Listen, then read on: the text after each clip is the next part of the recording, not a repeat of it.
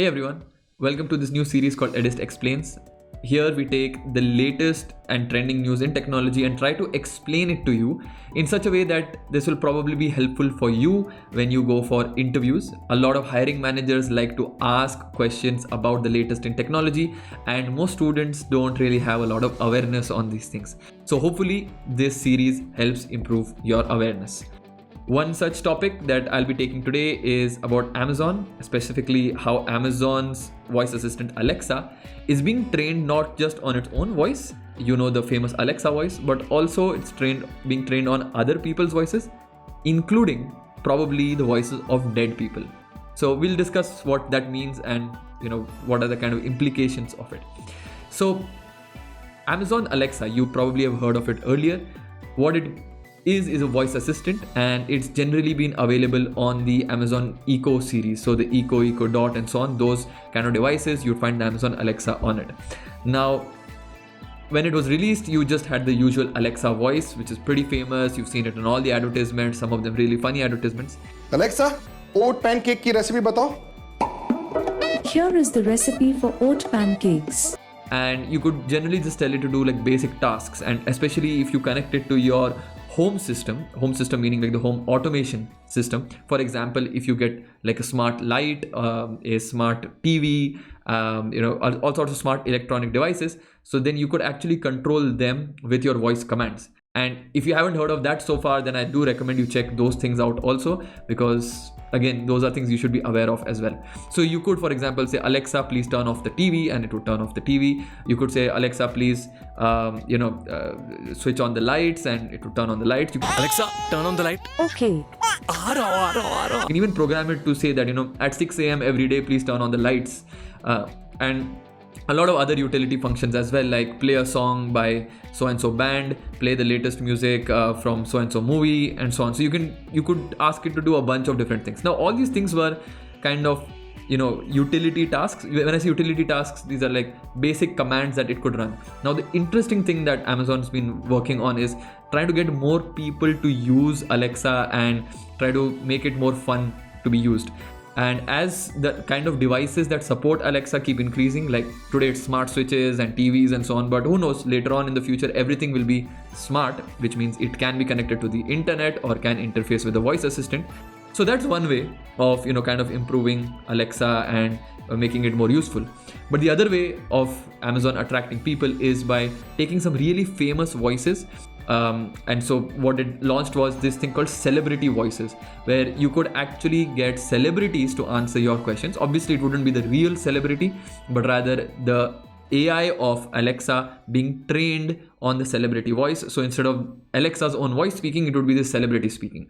A very famous Indian celebrity who is actually available on Alexa is Amitabh Bachchan. So you will actually get a chance to interact with his voice, not himself, but his voice on Alexa if you have an Alexa device.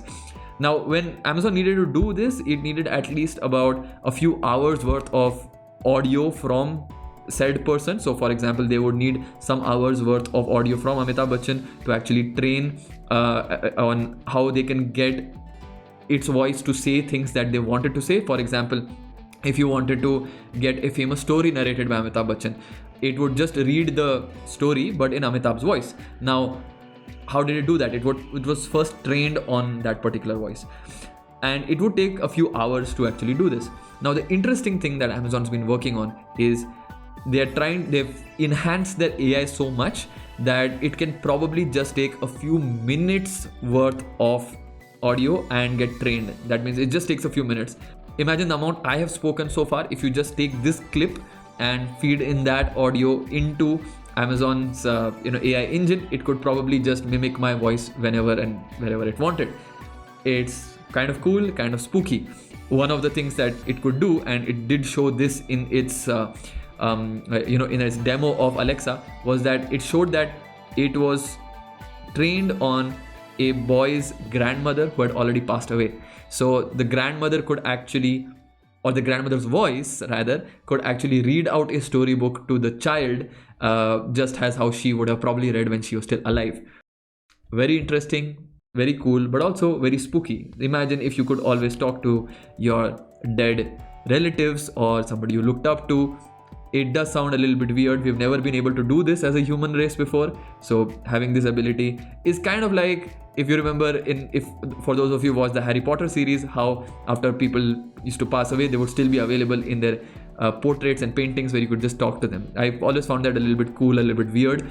And if you've not watched the Harry Potter movies, please do go ahead and watch them. But my point here is that you can actually get this kind of technology, and that technology is will be available on Alexa pretty soon, but it's actually already available on AI on many different other platforms. Like somebody very famously produced a new podcast with Steve Jobs, the late founder of Apple, and they produced a podcast with him being there, which is very interesting. Like he's never given that podcast interview, but that interview still exists.